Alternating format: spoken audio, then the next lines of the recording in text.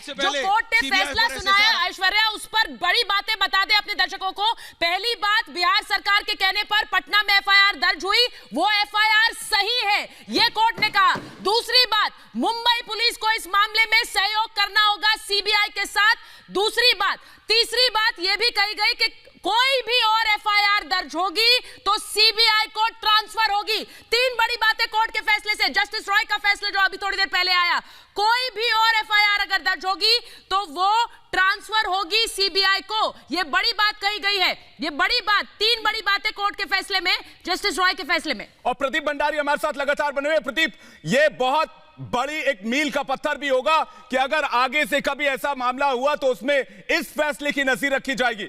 बिल्कुल विवेक, और मैं कहना चाहता हूं मुंबई पुलिस और महाराष्ट्र की सरकार से इससे बड़ा झटका नहीं हो सकता था। यह साबित हो गया है कि 60 दिन से एफआईआर नहीं की थी, मतलब न्याय को छोड़ने की कोशिश की जा रही थी। अर्नब की, रिपब्लिक मीडिया नेटवर्क की, सुशांत के परिवार की, 130 करोड़ देशवासियों ने आज बता दिया कि न्याय के ऊपर कुछ नहीं है, इस देश में लोकतंत्र के ऊपर कुछ नहीं है, और सत्ताधारी लोग कितनी भी कोशिश कर दे न्याय को और सच को छिपा नहीं सकते। यह बहुत बड़ा लीगल प्रेसिडेंट भी है सुचारिता, क्योंकि अब यह साबित हो गया कि अगर कोई जगह की पुलिस अगर नाकामयाब हो सकती है तो CBI can take over that case. आपने बड़ी बात कही है, सीबीआई कैन टेक ओवर, और ये तो सुप्रीम कोर्ट द्वारा सीबीआई को ट्रांसफर किया गया है। यानी सीधे सीधे यहां पर सामने, जैसा आप कह रहे थे, एक प्रेसिडेंट रखा गया है सीबीआई को केस ट्रांसफर करना, और आगे भी कोई भी एफआईआर हो वो भी सीबीआई को जाएगी। महाराष्ट्र सरकार और मुंबई पुलिस कोऑपरेट करेगी। बिहार सरकार ने, अगर बिहार सरकार के कहने पर पटना में एफआईआर दर्ज हुई तो वो बिल्कुल ठीक है। यानी कि वो मुहिम सीबीआई फॉर एसएसआर, सीबीआई की जांच हो सुशांत सिंह राजपूत के मामले में, वो मुहिम जिससे रिपब्लिक मीडिया नेटवर्क के जरिए देश ही नहीं दुनिया भर में लोग जुड़े,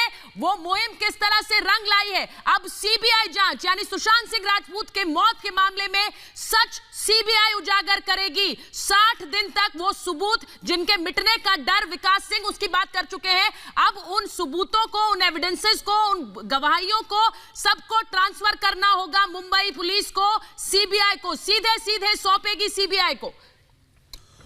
बिल्कुल, बता दें आपको कि अब जो सामने स्थिति है वो ये है कि सीबीआई इस मामले की जांच करेगी। मुंबई पुलिस को आईना दिखाया गया, मुंबई पुलिस को कहा गया कि आप सीबीआई को सहयोग करेंगे। यह सबसे बड़ी जीत है उन लोगों के लिए जो सुशांत के लिए इंसाफ मांग रहे थे, रिपब्लिक भारत के लिए, रिपब्लिक मीडिया नेटवर्क के लिए।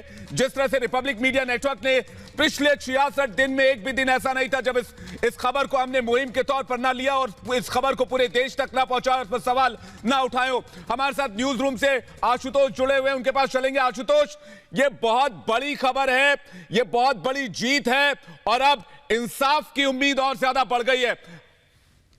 अरे आशु, ईपी दे।